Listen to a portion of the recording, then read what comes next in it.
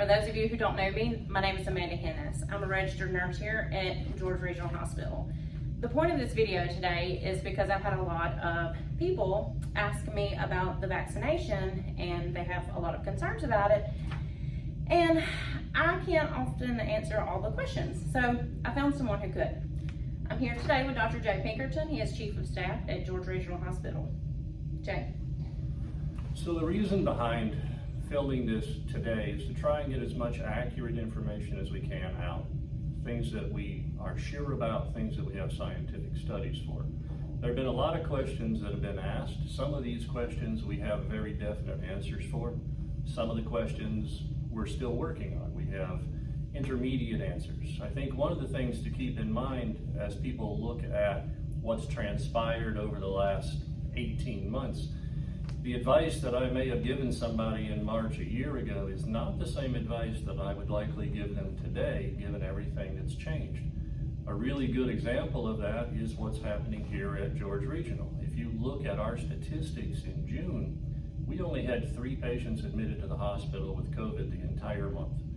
You look at our statistics in August, and it's difficult to count how many people you've had in and out of the hospital because it's most of the beds in the hospital and it's most of the beds in the ER that are consumed by COVID.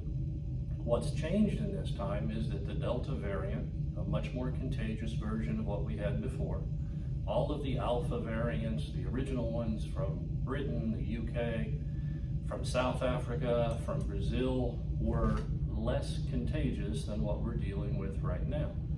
And so the advice that you would give somebody in June about if you're vaccinated, you have a 95% rough protection against getting COVID. You're in a population where we were testing about 5% of our cases positive here at George County. You jump forward to the end of July and the beginning of August, we're dealing with Delta variant. Even if you're vaccinated, you're now 70 to 80% protected, so 20 to 30% of the vaccinated people could still test positive, could still get COVID, but our population is exploding in terms of the test positivity. We're testing some days in our drive-through line out here 40 to 50% positive, and so your advice at this point in time is going to be entirely different. So we wanted to try and get as much of this information out there as possible, keep it as simple and straightforward as possible. Some of the questions I'm sure I don't have an exact answer for, but that's what we'll talk about. So Amanda's going to take it with the first question. So the first question that was reached out to me is they're asking exactly how an mRNA vaccine works. Well, mRNA is how you make transcripts for proteins in the body. So every cell in the body makes a protein. It needs to make messenger RNA first.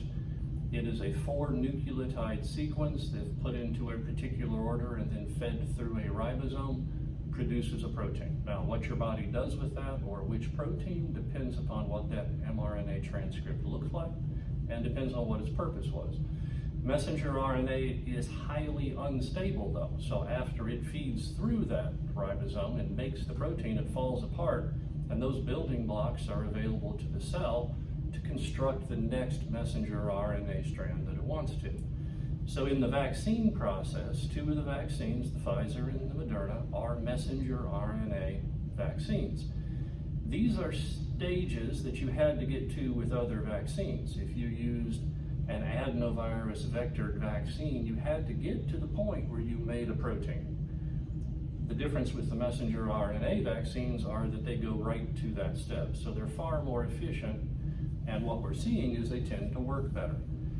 There's nothing about messenger RNA though that is foreign to the body. In this case, we've picked the messenger RNA sequence that is going to make a protein that resembles the spike protein on the virus itself. It's not going to make the virus itself. It's not going to turn a COVID test positive because you've been vaccinated. You're not going to give anybody else COVID because you've been vaccinated. What's next? You answered several of my questions. Yeah, I know. That one. Go ahead. Can the vaccine alter your DNA? No, the vaccine cannot alter DNA. The messenger RNA that we're giving you is in the cytoplasm of the cell. It doesn't enter the nucleus of the cell, and it can't alter the DNA that is contained in the nucleus. It's going to feed across the ribosome, it's going to make a protein, and then it's going to fall apart.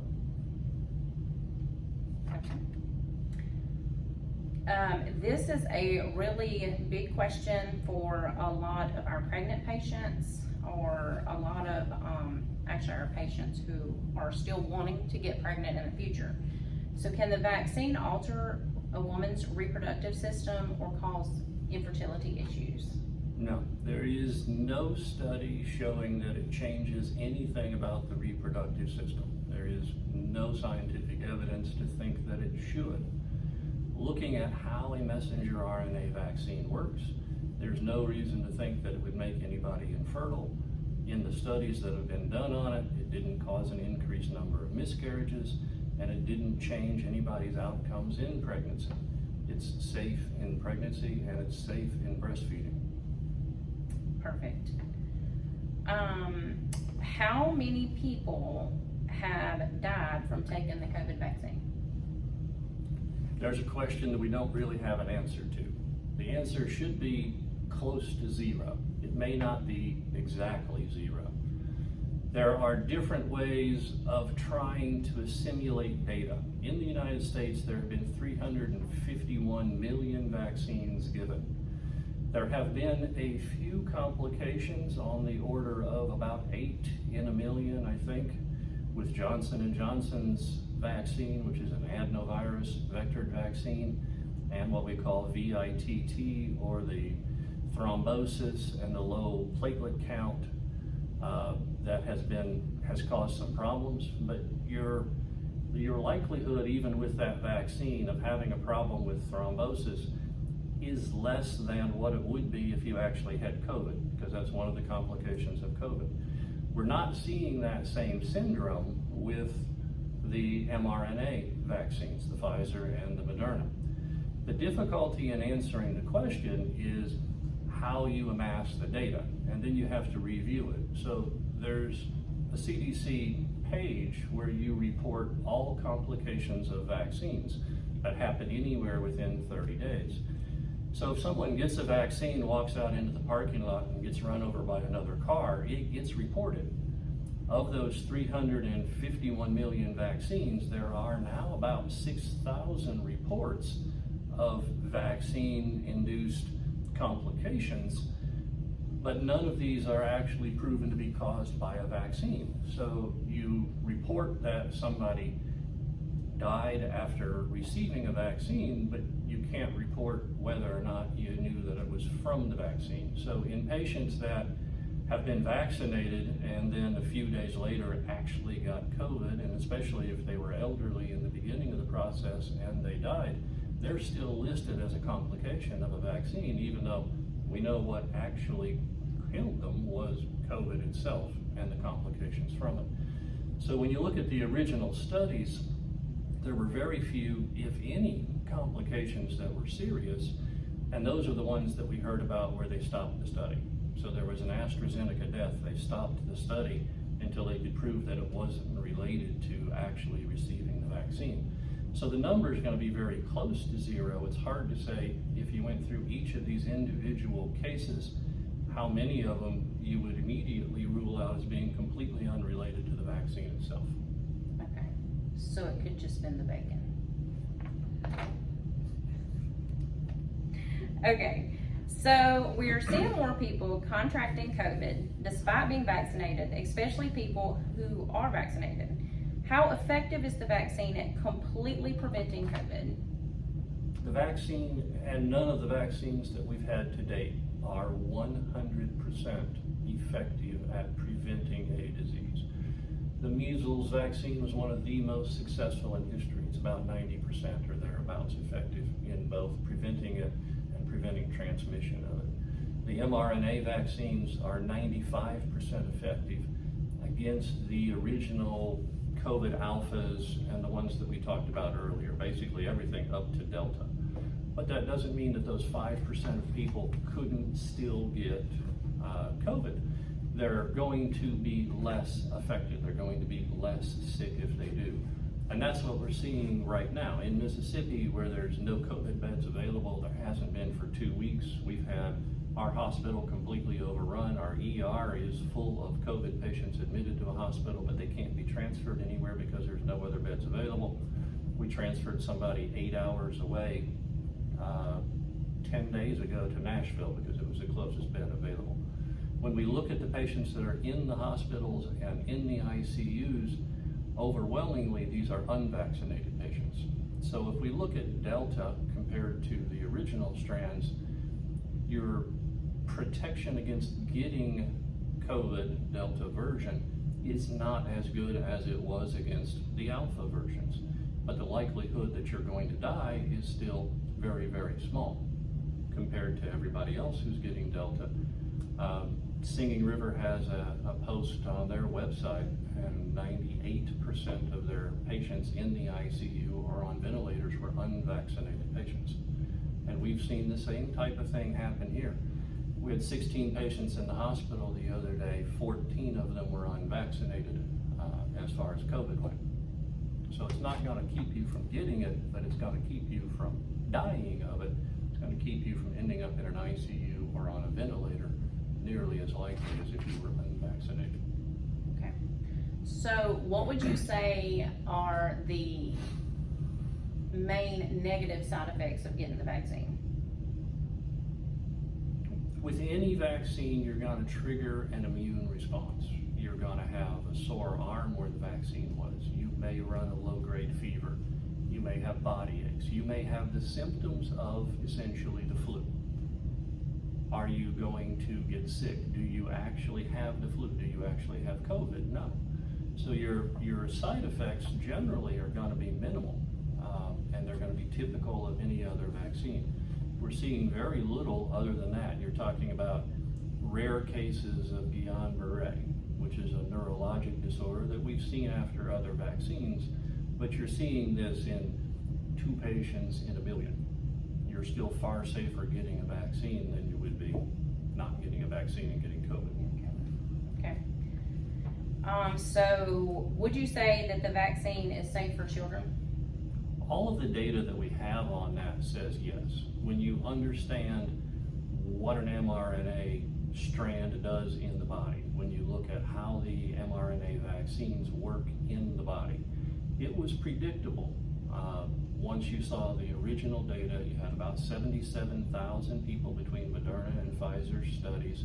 You had pregnant women in those studies that all did well. When Moderna did its study of pregnancy women and the vaccine, we knew that it was going to be safe. We knew already that this was not going to cause a problem during the pregnancy at birth or for the babies afterwards. And we're still following those babies that delivered, but we haven't seen any issues in them. So we're expecting that as we go through the children's data, because they're studying children from 5 to 16 and 5 to 18, they're studying children from 2 to 5, and even some younger than that. The data that has been available so far shows that it is safe. You're seeing the same type of high level of protection that you get for adults, and you're not seeing complications of anything that's significant. We postponed actually bringing that data out and applying for an EUA by about 4 months. One of the complaints that a lot of people that weren't sure whether or not they were going to get a vaccine was that it all happened too quickly. Well, the science happened in a very organized fashion, but we did a lot of other things at the same time which brought this vaccine to market faster. But in the children's study, they just simply tacked on another 4 months. They've already got their data. The data looks good. It's going to be called safe.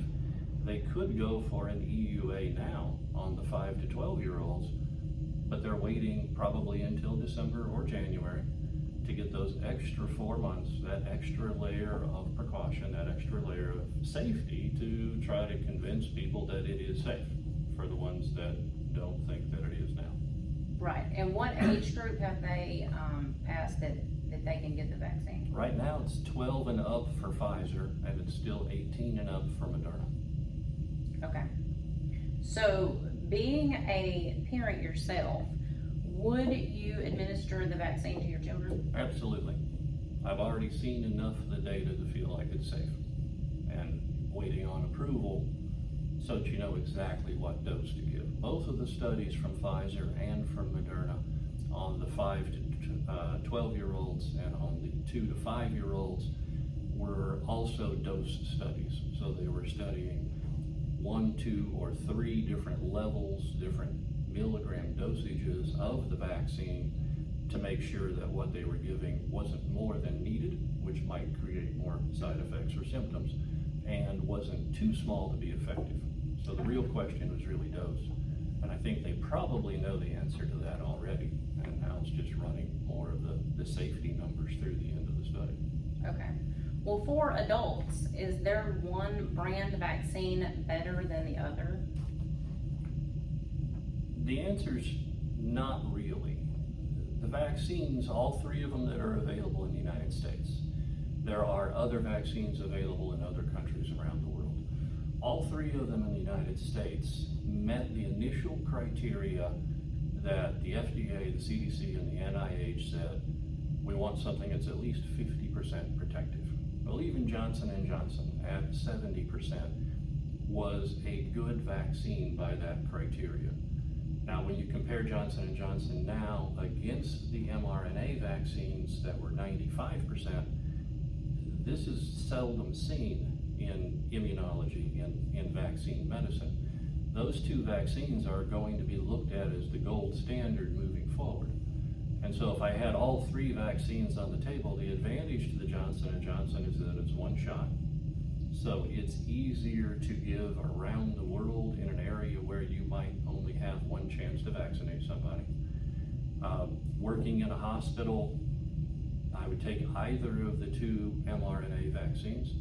They were very close to the same level of protecting the patients and very close to the same level of any complications, complaints of fevers or anything afterwards. They're very equivalent vaccines. One of them, you'll need your 2nd shot in 3 weeks, and the other one, you'll need your 2nd shot in 4 weeks. Okay. So where and how can everyone get the vaccine? Vaccines are available at a lot of different areas. Some of the local drugstores are giving out vaccines. Our own primary care offices here at the hospital are giving out vaccines on a daily basis. On the 16th, we're going to have a day at the fairgrounds, again, where we're giving out vaccines. You don't need an appointment, but you need to show up with ID, and we'll vaccinate as many people there as possible. In the past, we've done up to about 3,000 people in a day at the fairgrounds. So we'll be set up and ready to handle anybody that wants a vaccine. Okay, I think that may actually be the 18th. Okay, Today's the 16th. Okay. that makes sense. How long do the We're COVID going and, Wednesday. yeah, it's Wednesday.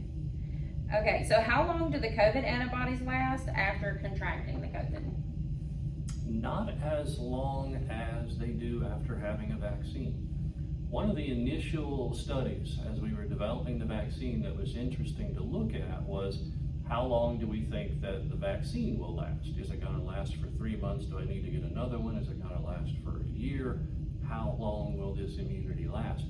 So even when New York City was first getting crushed at the beginning of it, they were checking antibodies on healthcare workers that had contracted and been positive for COVID. And some of them had no antibodies 3 months after they had had COVID. So you're at risk again of getting it a second time. We've done the same thing here. We've had our own staff in the hospital where we've followed antibodies on just to see how quickly they might drop off. And so if we go back about 6 months, in particular, we had a staff member that contracted COVID, tested positive. We had another staff member that was vaccinated, and then we followed their antibodies. The last time we checked, the antibody level from the person that received a vaccine was 900, and the antibody level from the person that had COVID was only 100. So it's hard to say at what level, what number you lose your immunity, but we know that you're better protected after the series of vaccines than you are after having COVID by itself, which is the reason the recommendation has always been, even if you had COVID, you still needed to go ahead and get your vaccines in the future. There was a paper just came out a couple days ago in JAMA, and they were measuring the antibody levels of the people who had COVID, then got 2 vaccines, as opposed to the people who had COVID and didn't, and then the people that just got 2 vaccines. And so there was a huge difference between having COVID and having your vaccines. If you had COVID and then had both of your vaccines, your antibody levels were even slightly higher than the 2 vaccines alone. So again, we don't know what number is important. Clinically, the significance of that is hard to say at this point in time.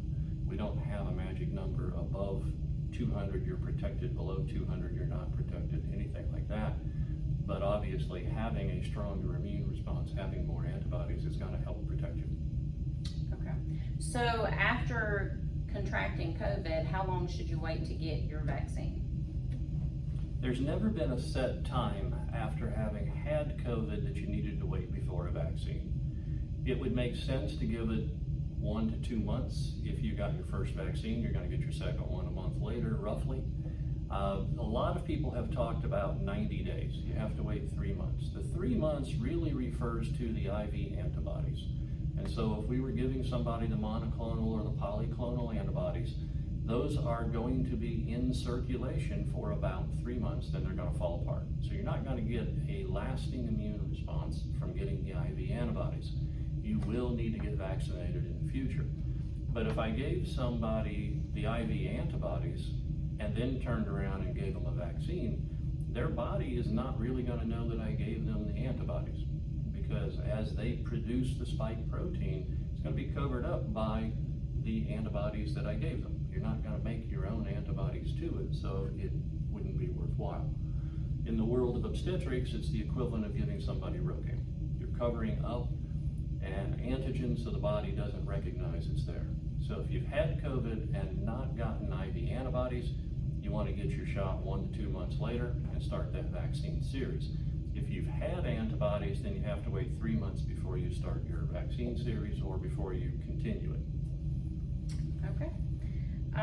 So who do you feel like should not get the vaccine? There are very few people who have an outright reason not to get the vaccine. From a medical standpoint, allergies to other vaccines are concerning, and that's why they've even suggested if you're going to get this, do it in a hospital setting. So have it administered in an office or an urgent care or an ER where they have the ability to deal with some type of an emergency. There aren't any real chronic health conditions you're going to rule somebody out for. Somebody could have some version of an immunocompromised state. Well, they're going to need something like this more than somebody with a good working immune system to protect them from what they're not going to be able to fight off. And that's what you're seeing right now. When you hear about booster shots in the United States, they're looking at the people that are immunocompromised. And so you've had 2 shots, and we know that they don't produce as many antibodies because their immune system doesn't function as well as it should. So they'll need a 3rd shot, but when do we give it? And so you're looking down the road, maybe you're going to give this at 6 months or something like that. But otherwise, there aren't very many medical reasons that somebody shouldn't get it. And even the people that have had vaccine allergies, you really kind of have to think about what was the allergy, what was the ingredient, because the ingredients in the mRNA vaccines are quite a bit different from anything that we've seen in the prior adenovirus or other types of vaccines that we produced in the past. So it's considerably safer. You just want to vary perhaps where you would get that vaccine. Mm-hmm. Okay. Well, that concludes my questions. Is there anything that you would like to add that we maybe didn't cover? I think the main thing is to try to be careful where the information comes from. There's a lot of information out there on social media that isn't accurate. It isn't based on scientific studies. It isn't based on peer-reviewed studies. And so you really have to be careful which information you're looking at and saying, well, it does this. There are people that are on social media flat out lying to manipulate somebody else to do what they want them to do. And we don't know why that is, other than they don't want to be told to do something. But in terms of the science behind this, the danger that it presents to everybody in the population, vaccinated or unvaccinated, We need to get people vaccinated, and we need to be careful and stop the spread of it. We're testing out here on some days 40% or 50% positive in our drive-through line that takes more than 200 cars through it a day. Our testing positivity here exceeds most anything that you've seen in areas of the country, even that have been hard hit. So we've got to try to limit this spread, because hospitals can't contend with that many sick patients at one time. For the past 2 weeks, we've had anywhere between 2 and 8 patients admitted in our ER with COVID being cared for by our ER staff, because there's no place else to put them in our hospital. If that takes up your entire ER, there could be someone sitting in the parking lot with a broken bone, but you can't even put them in a bed to examine them, because you have no staff to look at them and you have no beds. You're caring for other people. So the transfer process has even come to a halt in the last couple of weeks as well. So everybody needs to be careful. Everybody needs to get a vaccine as soon as possible. We're seeing people in the last 2 weeks get vaccines and then turn around and test positive a day or two later. They're not testing positive because they got a vaccine. They're testing positive because they were already exposed, and by the time they decided to go get it, they already have COVID. That vaccine is not going to help them with this round of things, but they will develop antibodies, and hopefully it will help them in the future. So get your vaccines, wear your masks, be careful in groups. The CDC months ago came out with criteria. If your testing positivity in any given area was above 10%, you were at an extremely high level of infectiousness. And so that was when you needed to be careful. You needed to wear a mask, you needed to be careful any indoor event, things like that. And that's the only way to slow this down while we get people vaccinated. I just wanted to remind everyone that Wednesday, the 18th, out at the fairgrounds, we will be offering the vaccines. So it's going to be from, I believe, is it 12 to 6 or 10 to 6? 10 to 6. I think it's 10 to 6. 10 to 6. So you guys, I just can't do anything but encourage you to go out and get vaccinated and protect yourself. Protect yourself, protect your families, protect your kids. If you're sending your kids to school and there's a high positivity in the area, they need to wear a mask. All of the major medical societies have said kids and teachers in schools, because of the close proximity, need to wear a mask. The CDC has said they need to wear masks. The American Academy of Pediatrics has said they need to wear a mask. We're going to be spreading the virus much quicker in small areas. The infectiousness of this is similar to chickenpox, and so everybody in the room will be exposed to it in a very short order. Okay. You guys have any further questions, please feel free to reach out, and we will just do our best to get those answered, because we want you guys to make an educated and informed decision about your health care.